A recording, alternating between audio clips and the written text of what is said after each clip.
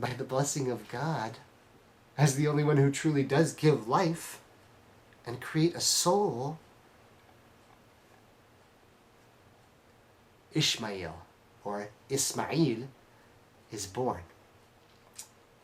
Now, since we agreed that we're talking about strange concepts, if you study modern day ufology or alien study, which I would term jinn study, then you can see that many of the people who have communicated with the other races have clear knowledge that the jinn have tried to create other jinns. But they've been unable to, because anytime they've done cloning and other kinds of methods that now some of the warped-minded mankind are trying to think of, the aliens have already attempted that. But every time they've attempted it, what? Go look up the material. The aliens have attempted to use technology to create cloning, to create other races like themselves. But they're never able to create a soul. And so you never have actual life. SubhanAllah. Allah is the only one who gives life. Again, directly in the story of Ibrahim is both the challenge of life and believing in God, and the challenge of modern day times that we're seeing with the other jinn races right now. I told you this story was going to get weird.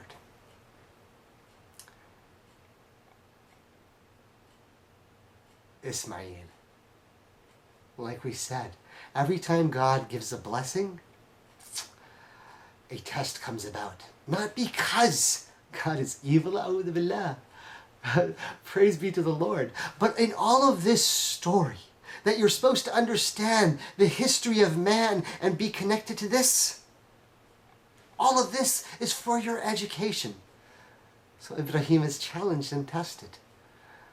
As soon as his son, the thing that he desires most, the most precious thing to him in the world, everything that he has begged the Lord Most High for, everything that he wants is in this boy that has just been born. And some scholars talk about some of the tension between Hagar and Sarah and the amount of love that Abraham had for this son, because he had so much dreams for Ismail, his firstborn. Yes, from the slave woman who he had married. What a noble honor. And she was a pious, believing woman, just like Sarah was, but Sarah was unfortunately unable to have children. And so Ismail is the apple of his eye.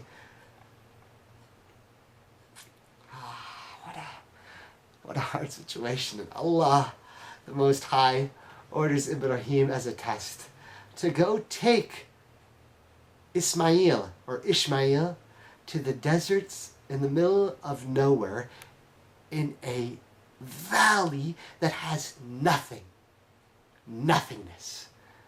And go take your wife, Hagar, and your son Ishmael, and go leave them there. And that's your commandment. Oh Allah, my whole life I'm begging for a son and you want me to go and leave him in the desert.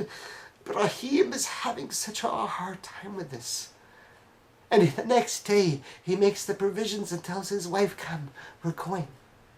Where are we going? We're going. Where are we going? She's got a brand new baby. All of a sudden they're just getting up and going. Where are we going? He doesn't even want to answer her. What is he supposed to say? What's he supposed to say to her? Is a wife and a baby? This is Ibrahim. He's thinking my whole life mission is supposed to be able to raise the best family. And now the Lord Most High wants me to go take my son and drop him in the middle of nowhere? Doesn't answer her. Like I said, Hagar was just not any other woman.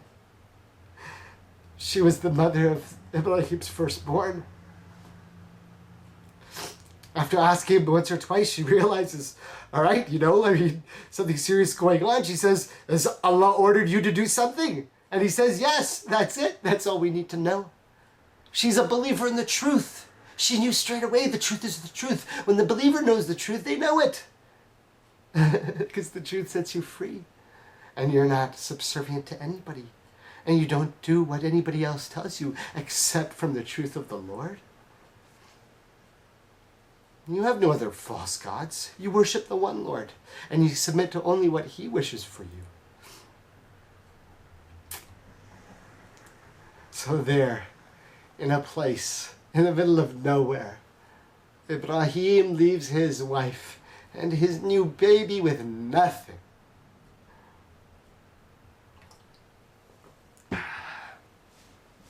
Nothing. Mountain of Safa and Marwa. Ibrahim is gone and returning, and Hagar and the baby are there in the middle of the desert with absolutely nothing. They have the trust of God, but Hagar's starting to freak out because it's hot. They're in the desert. They're nowhere. Ismail, he's crying. He's a young baby. She leaves him on the dirt, on the sand, and she starts running from mountain to mountain, Mountain Safa to Mountain Marwa, looking from hill to hill to try and see, like, maybe there's a caravan, maybe somebody's coming by. I need to figure out some way of getting help, because if we stay here in the middle of the desert with absolutely no water, we're dead.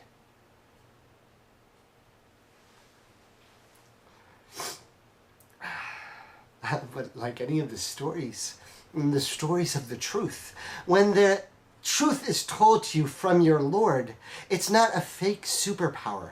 It's not a false truth. It's not a misdirection. It's always the plain truth. And God is God. When he wants something, it's just be and it is, right?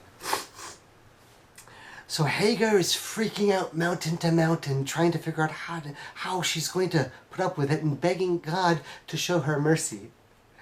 And Ishmael, the blessed son of Abraham, is kicking his foot to the ground and crying because he's thirsty. Hagar is so thirsty that she's worried that she won't have milk to feed her baby. And as the blessing of Allah and a miracle, and one of the fundamental parts of the story that you gotta understand is that water springs forth from the earth at the foot of Ismail. Water, the most blessed of all things. Water. That which we are all created with. Water.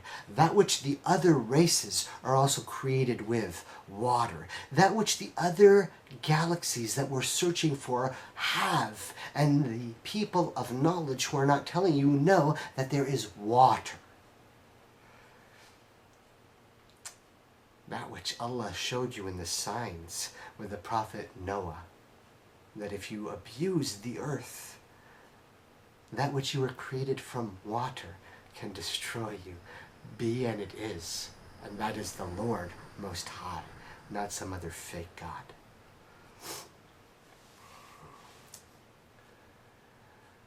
So Ismail and Hagar survive and establish themselves in a small little town that's called Mecca. And as we now know in modern times, that's called Mecca.